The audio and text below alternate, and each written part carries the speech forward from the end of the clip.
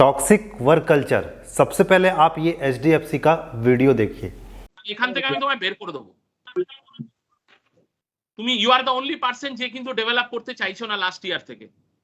আমি তোমায় পরিষ্কার বলে দিলাম, কিন্তু এটা মেলে চলে আসবে একটু বাদে। কত হলো সাগনিক? ওর কতগুলো হলো? সৌমদীপের ডবল ফিগার গেল? স্যার 6টা সেভিংস হলো, একটা কারেন্ট, টোটাল 7টা টাকা, 0.88 অ্যাভারেজ।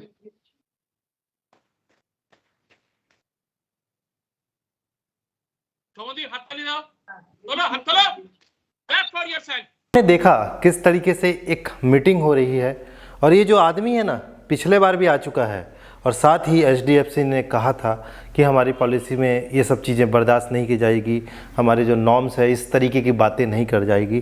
बट ये फिर से कोई मीटिंग अटेंड कर रहा है, पुरानी मीटिंग नहीं लग रही है। Clap for yourself, clap clap everybody, Soumadip clap clap clap clap hard. এই জিষ্ণুজিৎ ক্ল্যাপ কর ক্ল্যাপ। এই জিষ্ণুজিৎ ক্ল্যাপ করছে না কেন? করো, ওকে ক্ল্যাপিং কর, ক্ল্যাপ কর জিষ্ণুজিৎ, কর clap. We did bad, so this clap is for bad performance. অশিক্ষিত বাংলায় কথা বলি তাও বুঝতে পারে না নাকি? না পারলে ছেড়ে দাও না সৌমদীপ। একটা চেয়ার ধরে রেখেছো কেন? চেয়ার ধরে রেখেছো কেন সৌমদীপ? আমি ঐতিহাসিক ভুল করেছি না? প্রিয়াঙ্কা মুখ লোকাচ্ছিস কেন? মুখ দেখা, কেন মুখ লোকাচ্ছিস? দিনে আয়, অসভ্য কথাকার সব, নির্লজ্জ, লজ্জা নেই, রোজ এসে মায়না নিয়ে বাড়ি যাও।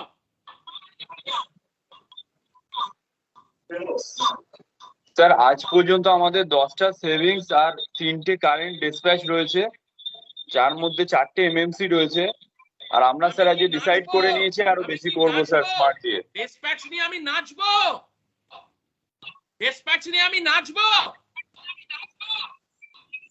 Joker,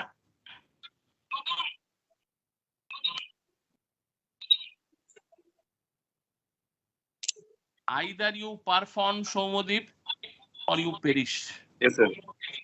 Today I want 10 savings smart account. You get it done for your team.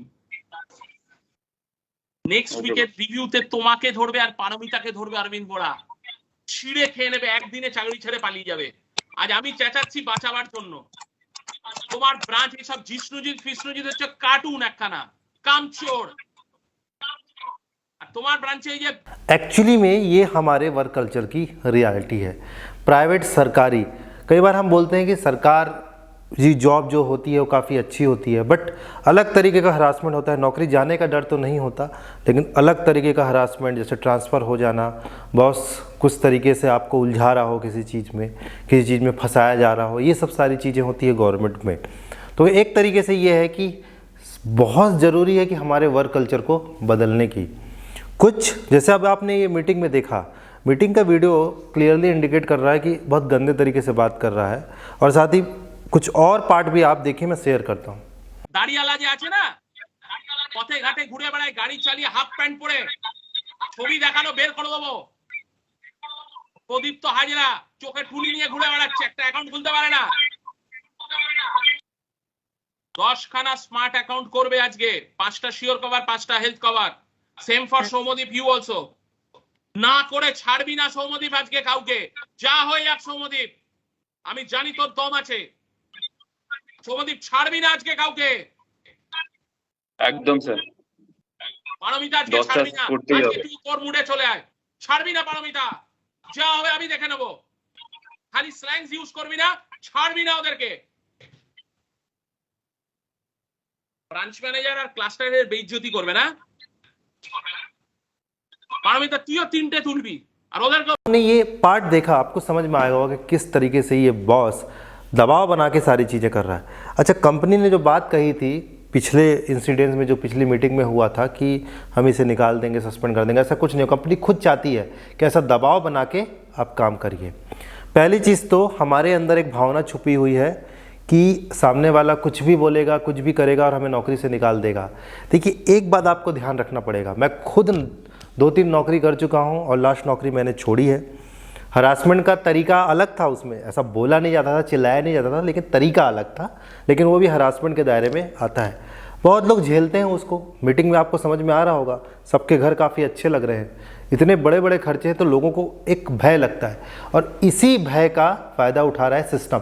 System कभी नहीं चाहेगा कि लोग खुश रहें, लोग दब के रहें, लोगों के जेब में पैसा ना रहे, ताकि वो हमारे लिए मेहनत करते रहें। ये रियलिटी है, ये रियलिटी है सिस्टम की, कि सिस्टम चाहता है कि आप कभी ऊपर ना बढ़े।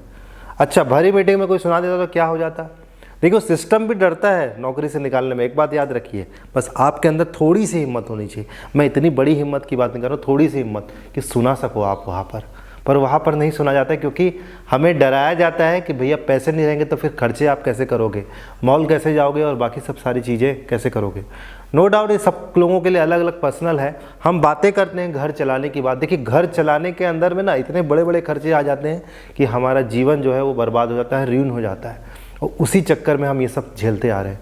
आप देखिए उस मीटिंग में सब कैसे झेल रहे हैं उस चीज़ को, जबकि आपके पास ऑप्शन हो सकता है, लेकिन हमारा जो रवैया क्या रहता है पता है? दूसरी नौकरी मिलेगी वो 10,000 कम में मिलेगी, दूसरी नौकरी आधे पैसे में मिलेगी, दूसरी नौकरी अब कौन छोड़ के जाए अपना शहर। इस वजह से हम ही लोग जिम्मेदार हैं उस वर्क कल्चर को बढ़ाने के लिए। आप यूरोप चले जाइए, अमेरिका चले जाइए, वहाँ वर्क कल्चर इस टाइप का नहीं होता। अंतर है ना?